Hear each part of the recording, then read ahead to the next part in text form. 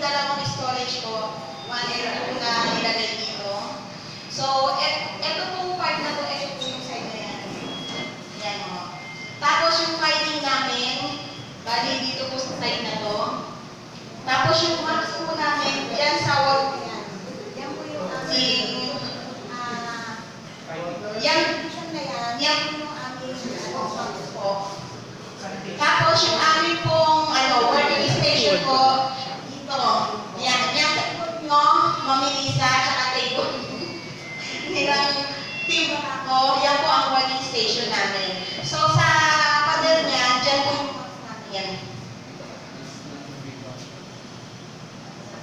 Tapos, dito rin po, meron din po ang table dito. So, bali tatlo po yung working station natin. Tapos po, dalawa po yung aming door po. Meron kaming exit, tsaka meron kaming entrance po. So, yung sa exit and entrance, dalawa po yung drop box namin. Yung garbage po namin, iisa lang po. Doon po nakalagay sa exit po yun. Tapos, doon sa may exit po, doon po nakalagay po aming mga tables, forms, and hands out po. Para kung sakaling po, bago sila lumabas po, pumunta sa area, kukuha po muna sila ng mga kakaitamali ng mga forms, mga hands out po. Tapos yung briefing station po namin, mag-meeting dito po sa area na to. Ito po mga poste na yan, dyan po yung briefing namin. Yan, nakakita namin yan.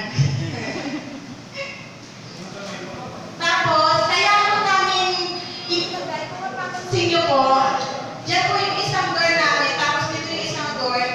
Kasi para hindi po ma-store yung mga nag-work namin, ng mga personnel po. So, doon lang po yung area na yun. So, wala akong makaka-apektuhan ng mga, walang may istorbo na mga nagtatrabaho sa personnel po. So, magiging focus po sila sa kanilang trabaho. Tapos yung number, ano po namin at doon po yun. Yung may bulaklak na yun. Yung filing station namin dito sa lugar na yan. Tsaka dito. Ito, yan, pasaraduhan namin yan para magkaroon siya ng filing station. Cabinet yan. Okay? Map.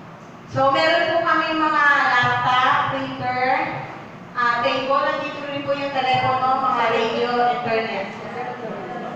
Okay, wala na po, yun lang po. Salamat.